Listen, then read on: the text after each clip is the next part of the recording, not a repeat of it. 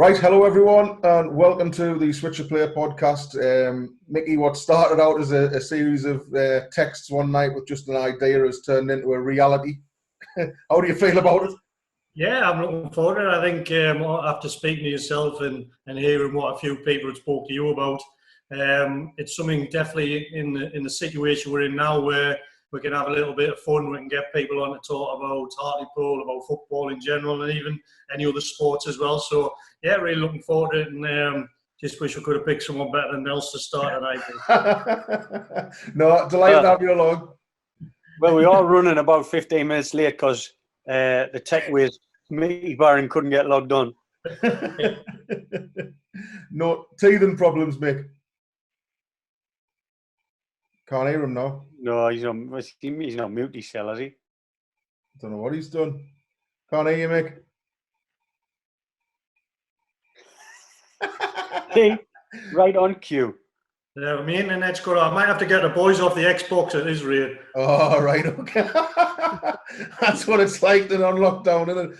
So how we doing, fellas, anyway? Strange situation, but how we're getting on with it?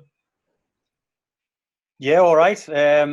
Just probably the same as everyone, really. Going out for a bit of a jog every day, family walk, and that's it, really.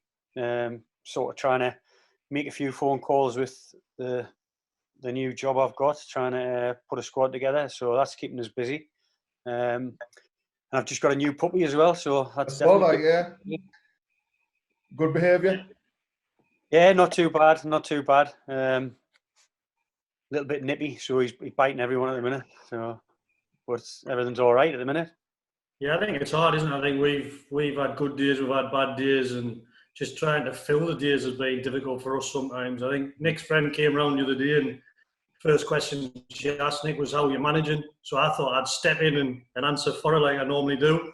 And I was like, "Oh, well, it's been a little bit difficult with the kids, especially Betsy." And the friend just turned and went, "No, I meant how are you managing having to cope with Michael 24/7 for 6 weeks?" So, but yeah, I think we're the same. We're just trying to do some exercise, trying to homeschool as best as we can, but just getting through each day as we can. That's a nightmare, that, by the way, homeschooling. I tell you what, homeschooling's a lot harder than actually teaching at school. I would much rather be in school and doing it there, because homeschooling, like Charlie, he's in year 9 and he can get all his work done in 10 minutes. 5 lessons, 5-hour lessons in 10 minutes every day. I wish Finn could. Well, I'm not sure the quality he's doing. So, Nels, yeah, obviously you've got something to get your teeth into there with the Blyth job.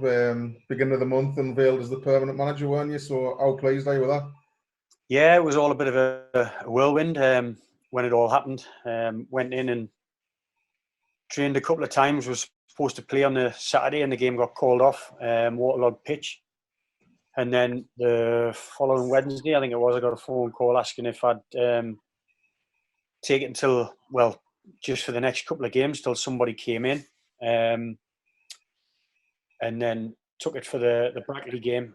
And after the Brackley game, was asked would I take it till the end of the season, which I said I would. And then the coronavirus struck, and that was it. I think I had 3 training sessions in one game, and then it all just went into lockdown and everything. So Nels, can you just explain what happened when lockdown? So your season ended, and everyone stays in the same league. Is that right?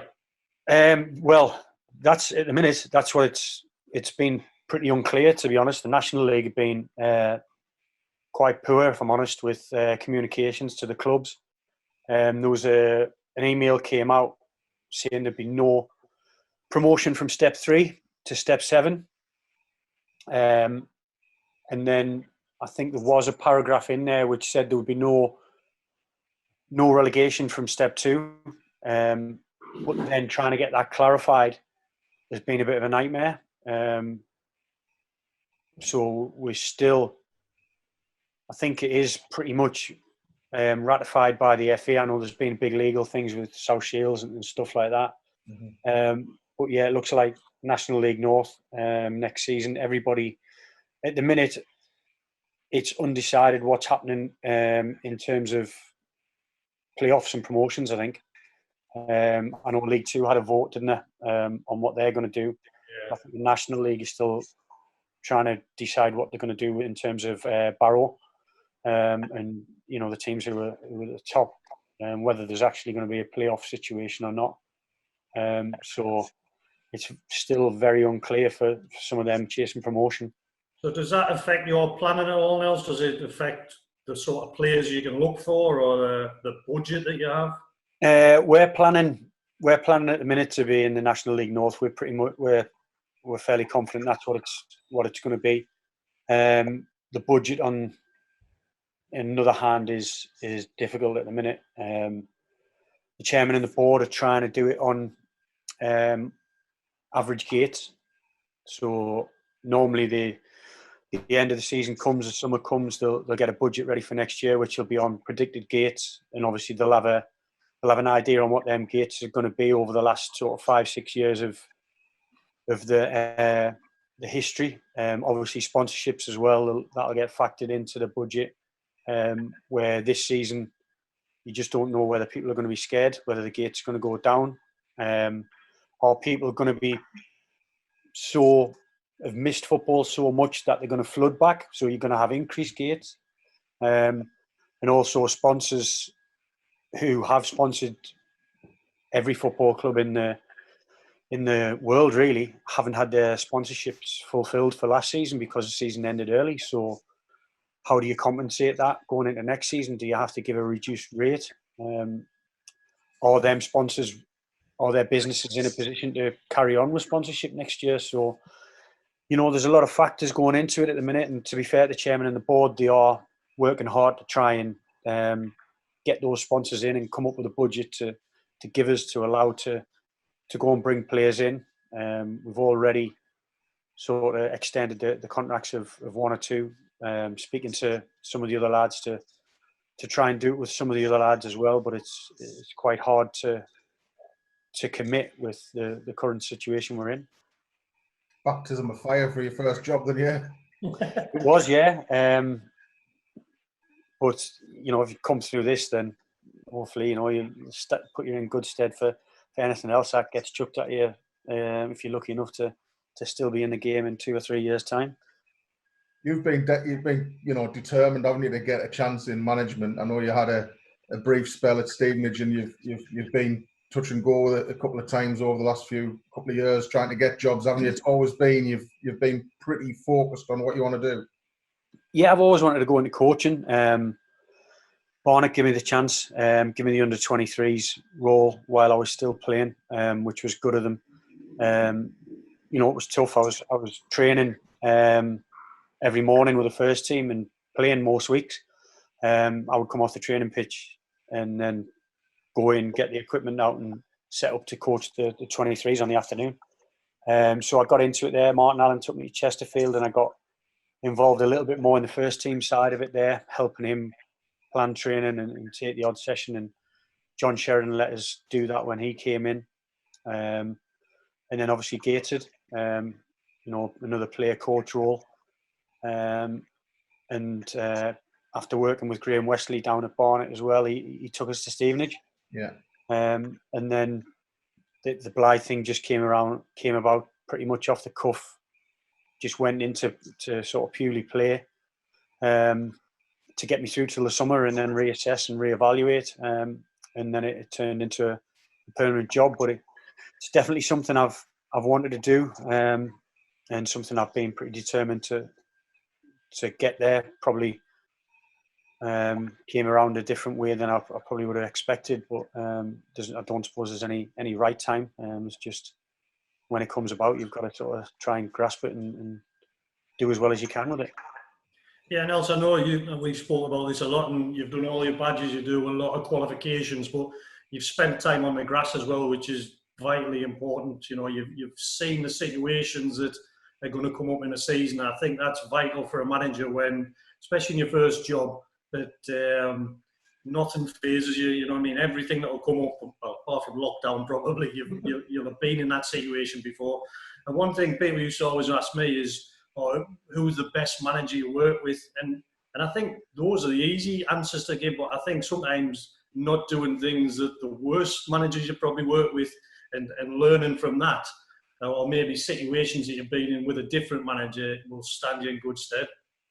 Yeah, I got asked that a couple of times through the summer about good managers and bad managers, and spoke to somebody not so long ago about Coops, to be honest, and asking him about stuff about him and other managers, Paul Lambert, and that's what I said. I said not every manager I've worked for has been, all good.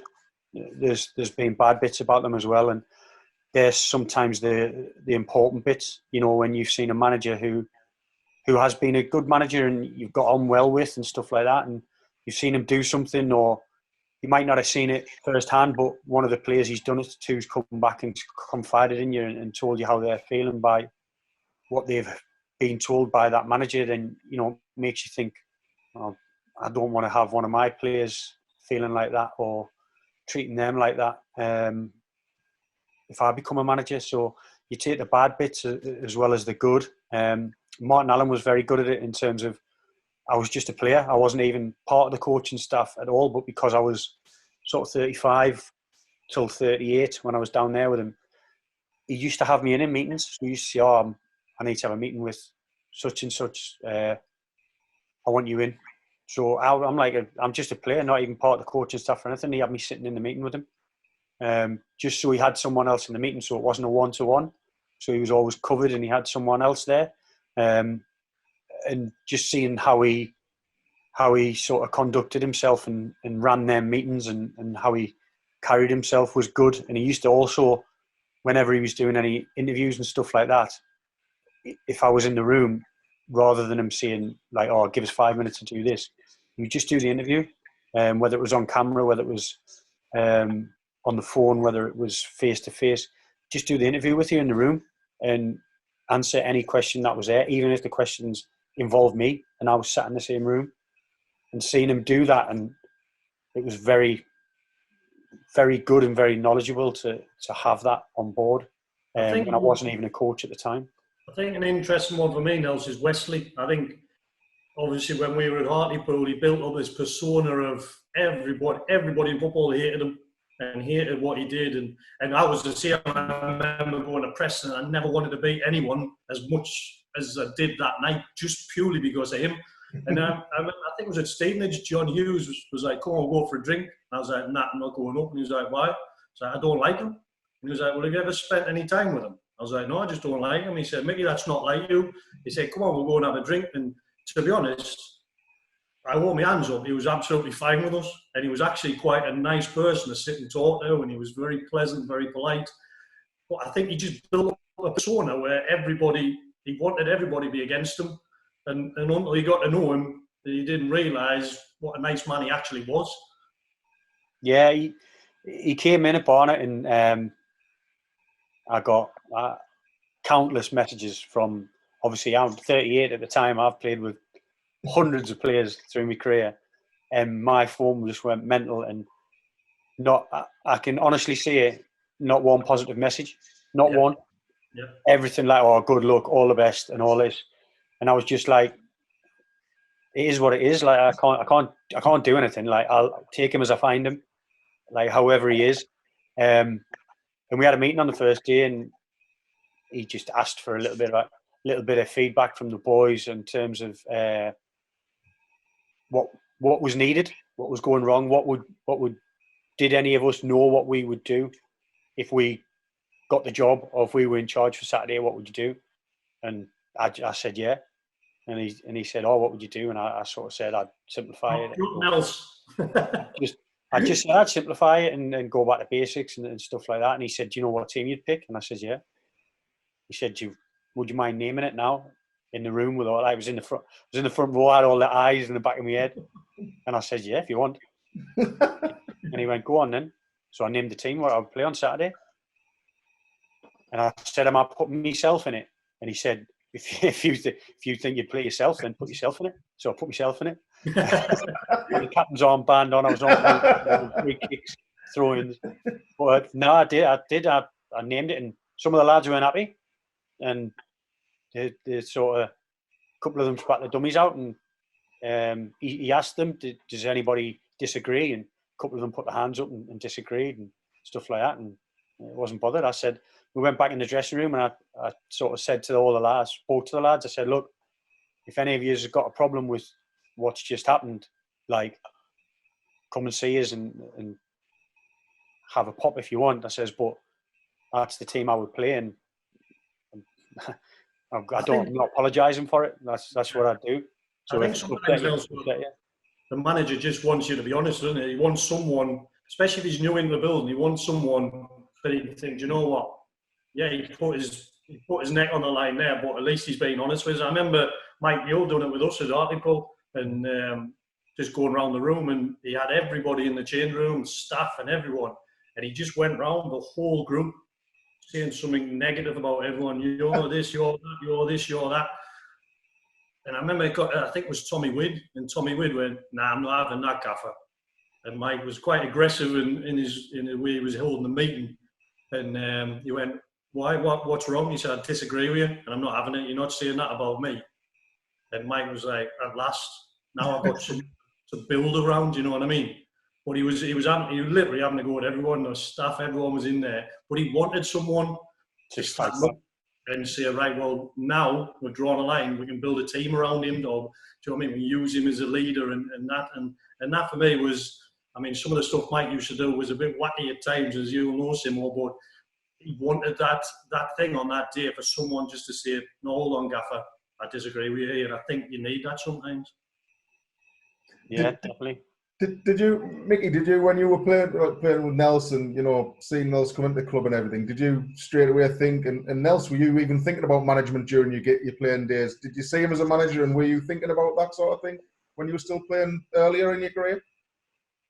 I think when you see someone, you know straight away.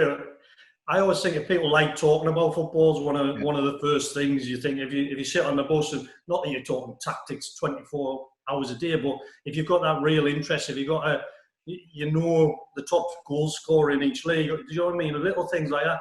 My mate Stevie Howard doesn't know anything about football, nothing. He wouldn't be able to tell you which team was in what league because he's got no interest. So he was never going to go down that route. But Nels was always a leader. He was always trying to lead a team. And if you're doing that as a player, then you've got a real chance to do that as a manager or a coach. But I think, like I said before, Nels always had an interest. He always wanted to do his badges, and he would always be happy to talk football. And I think that's the thing that I look for. That's the thing that I look for now. If you talk to a young coach, or they're really interested, it's not just about sort of the top level. It's not just wanting to play like Man City. Would they go and watch a non-league game? Would they go and watch a junior game and just see if there's anything to pick up in any sort of football environment?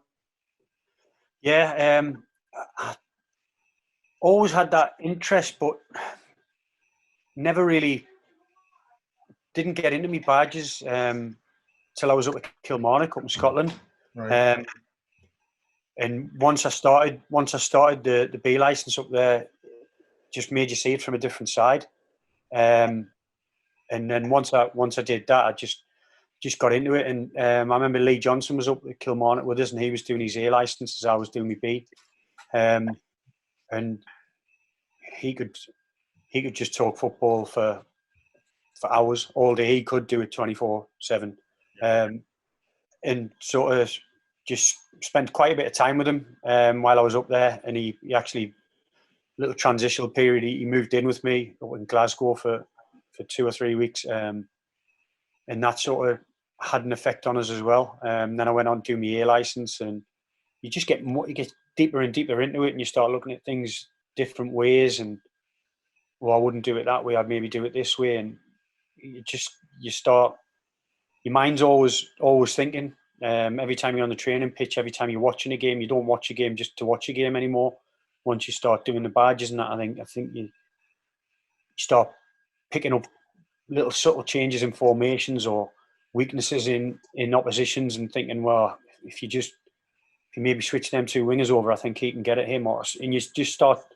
You don't watch it just to watch football anymore. It becomes a puzzle, if you like. So you're constantly trying to trying to solve that puzzle one way or the other, whichever team you're watching to maybe win that game. You're trying to figure out the other team and also see if that manager's thinking the same. So if you're thinking something and then 5 minutes later they tend to do that, it's quite pleasing if it's a, you know what I mean? If it's a high profile manager who does it and you've already thought like, oh, I wonder if switching them two would work, or I'd take him off and I'd put him on. That gives you a little bit of satisfaction as well. Yeah, I think that when I did my year license down at Lilleshall, and that was the one that really got me sort of the bug that I really wanted to try and be a coach. I mean, my year license, we had some unbelievable, we had Gary Neville, Ryan Giggs, Solskjaer was on it, but everyone was trying to see him. And I remember Graham Coughlin was one of the phases when you walk in a room and you've got all these people. You're like, oh crap, who am I going to sit next to here? So I saw Ginger Coffo and I thought, you know what, he's a man that I can spend a week with. So I sat with him and we're going through all this stuff and I'm like, how are we going to coach these? So I ended up, my session was I had to coach Ryan Giggs to cross a ball. I remember you telling us this. Ridiculous in itself. Coach Ryan Giggs to cross a ball. My session with Mickey's left foot now. My session was to coach wingers to cross a ball. So I had Ryan Giggs on one side and Gary Neville on the other side. So they played it out wide and Ryan Giggs had gone to cross it. And he crossed it straight behind the goal. So all the lads are laughing. And FA procedure at the time is you have to go in, stop it, ask him what he could have done better. So I've gone, Ryan, what can you do better there? He went, well, maybe I could have got it to stay and play. So get all the lads are absolutely creased up laughing. So then I've got, and this is procedure, it's not me trying to be big-headed, to go, right, step aside, I'll show you so I can demonstrate what you need to do. So I'm winding my left foot up, thinking, please just kick it. Don't even worry. I put a ball in. It wasn't too bad, actually. And I'm like, Ryan, right now you have another turn. I mean, the whole training ground was absolutely in fits of laughter. So at the end of that night, I said to Coffo, I said, look, that was stressful for me. I need to go for a beer. So Nels, you know when you go down Lilleshall, at the end of the track, there's that pub. Aye. So me and Coffo thought, well, we'll sneak out. And we've gone to the pub. We're sitting in the corner of this pub, just having a couple of pints. And Gary Neville walks in, and we're like, oh, crap. So we're trying to hide in the corner. And he walks into the back part of the pub. 10 minutes later, he comes out. And he's like, Coffo, Mickey, what you doing? I'm like, oh, just having a couple of pints and we're going back. He's like, oh, really? He said, do you want to come in the back? So we're trying to be ultra professional. We walk in the back. And Ryan Giggs, Gary Neville, a couple of other Man United players, about 6 or 7 other lads off the course are in this back room. They've hired the whole room out just for the ear license. They're dancing on tables, they're drinking all these pints. And there's been Coffo trying to have a couple of quiet pints in the corner. But you know when you see it, you could see in Gary Neville when he was on the coaching course, what he's like on the telly. His detail about everything was absolutely brilliant. I know he hasn't gone on to be a coach, but his detail in everything he did was absolutely superb. Nelson, I know you're one for detail because we've spoken about your approach for management and you've got a real eye for statistics and things like that. If things are aligned differently, I mean, how close have you come in the past? I know you've been interested in the Hartlepool job, you've been linked with the Hartlepool job. How close have you become to becoming the Hartlepool manager? Mickey had a stab at it. What about you? Yeah, I took 3 interviews in total. Two interviews, a first interview and a second interview, one time round, and then took another interview when it came up another time, and told by the chairman and the chief exec at the time that got down to the final 2 both times. It's just one of them things, wasn't to be. I think the actual first time I got interviewed for the Hartlepool job was the first ever interview I'd done. I was in there for about 3 hours. Like you say, it was quite detailed presentation what I did. Got invited back for a second interview, and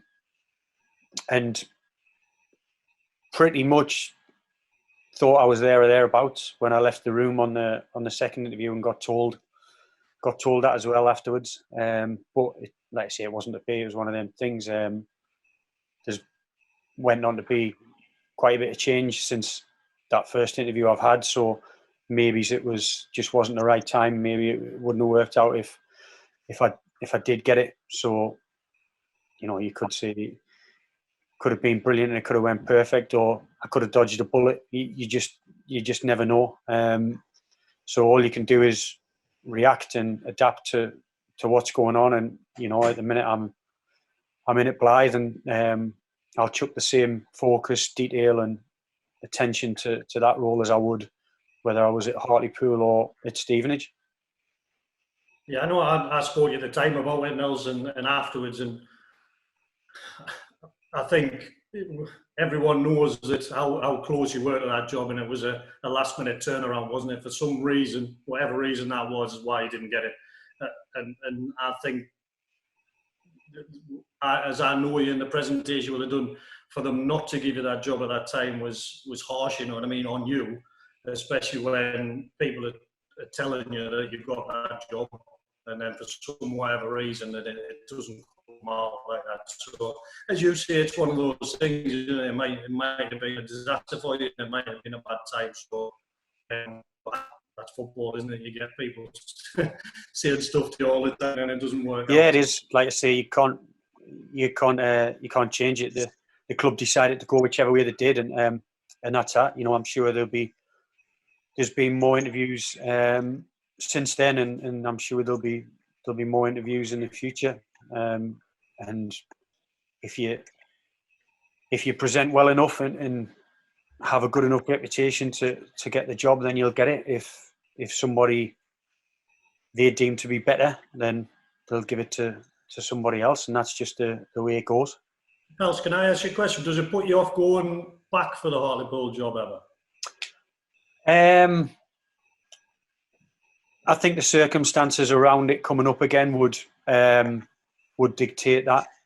Obviously, my circumstances on where I would be at the time as well, but I wouldn't say that just because it came up I would 100% go in. I couldn't say that now. After the effort and the effort you put into trying to get it, and getting sort of really, really good feedback every time you've been in the room, and then it not materialising.